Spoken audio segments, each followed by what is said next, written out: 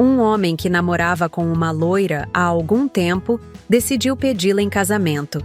A mulher ficou surpresa com o pedido e falou: "Nossa, eu temia que esse dia chegasse. Eu queria me casar com você, mas não posso." O homem, muito triste e sem entender. A situação pergunta: "Mas o que aconteceu? Por que não pode se casar comigo?" Então, a loira responde: "É que na minha família, todos se casam entre nós mesmos." Então, o homem fala: "Mas como assim? Não entendi." E a loira explica: "Meu avô casou com minha avó. Meu tio casou com minha tia.